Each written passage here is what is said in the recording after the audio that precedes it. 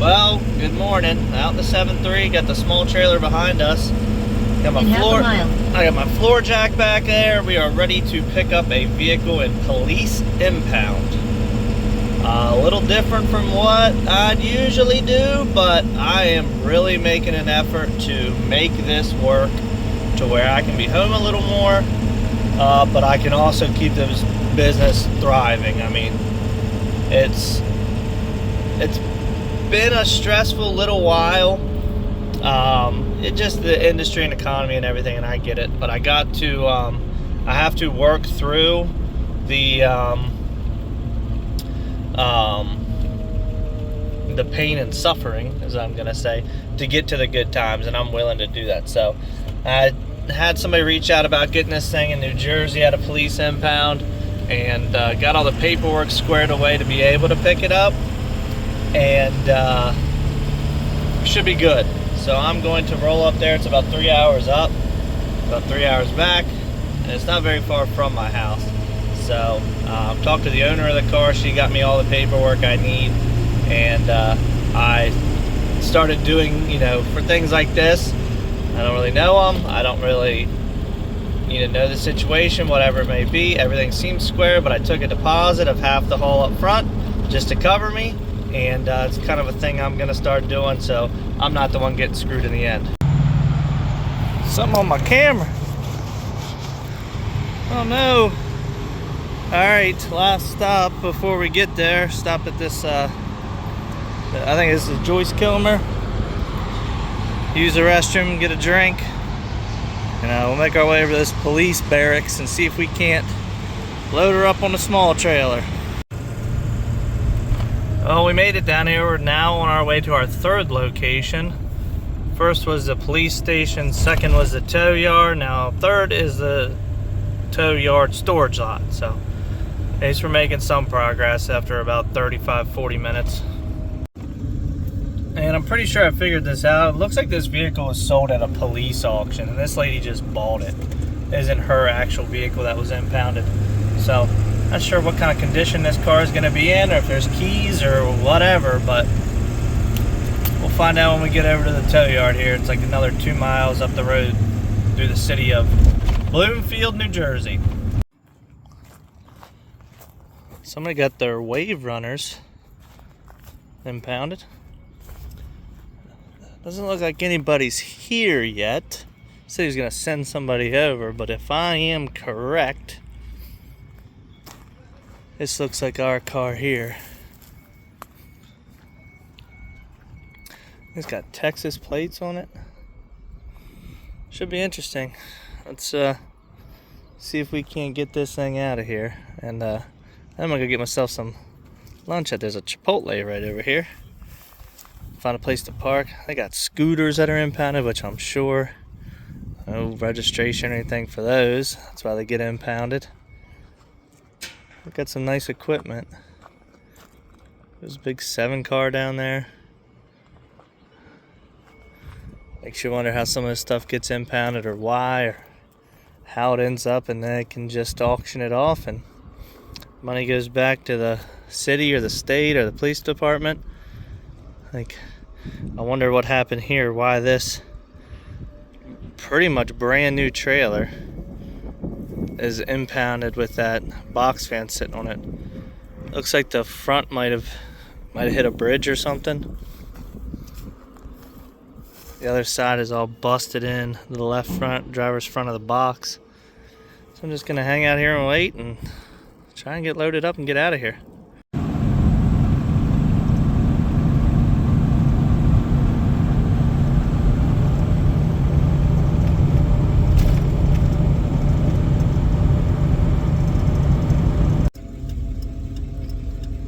Well, it's another day. I am headed up towards like Altoona, Pennsylvania. I've got the big flatbed behind me. We are picking up a tri-axle dump truck, and that may be like, well, how the heck are you getting that on a gooseneck? There ain't much left of it. It's mostly the cab and the frame is all that's left.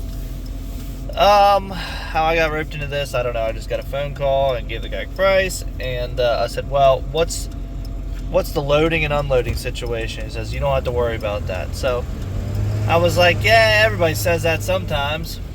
So I said, well, just give me the number of the guy who is up there where it's coming from.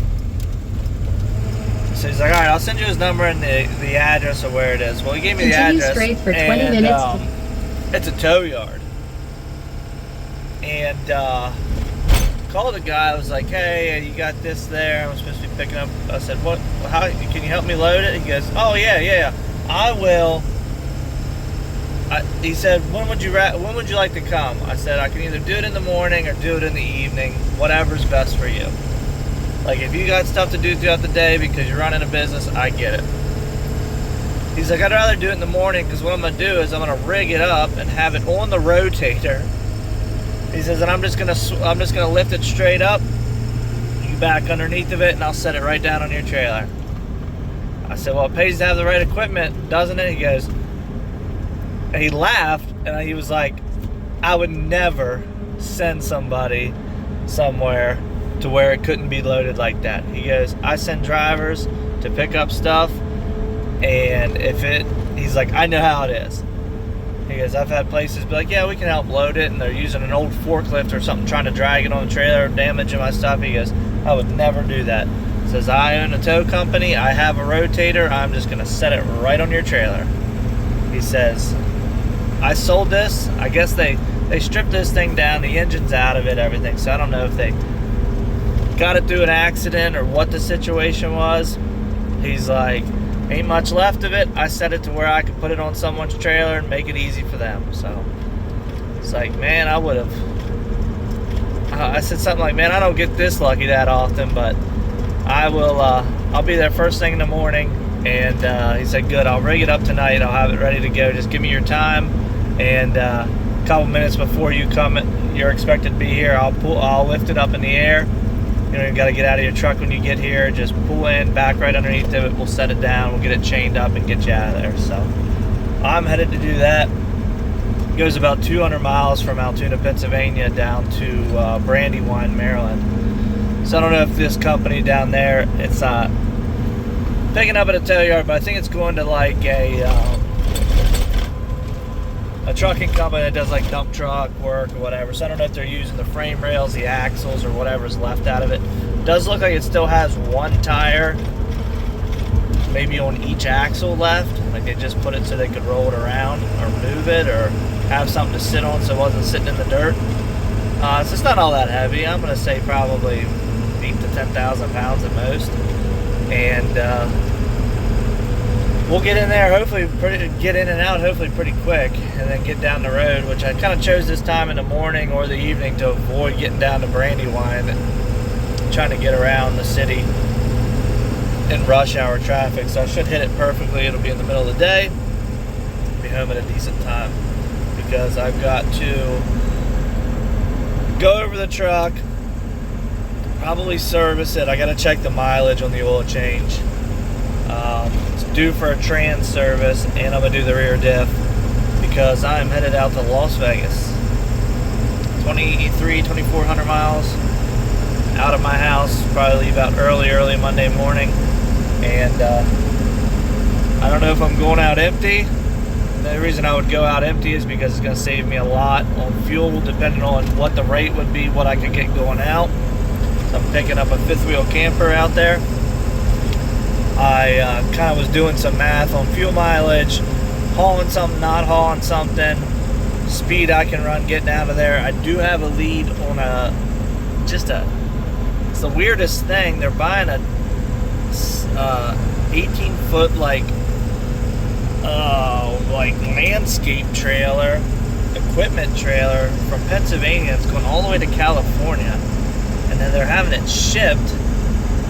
And the guy was like, I just thought it was weird. Like, they couldn't get one closer to be out there for the price that they had to pay to ship it.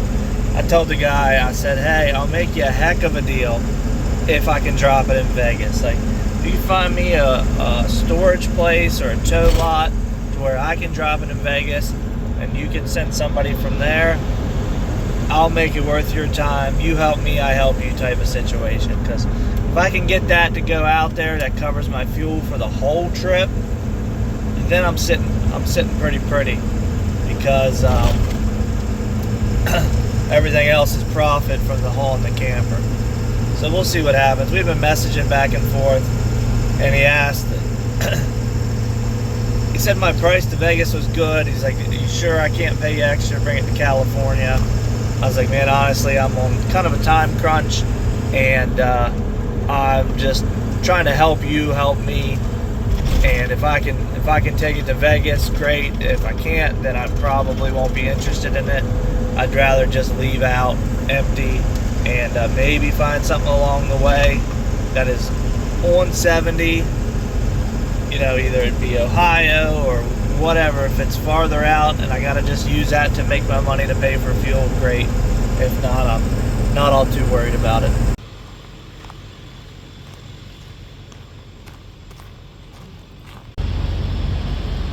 Well,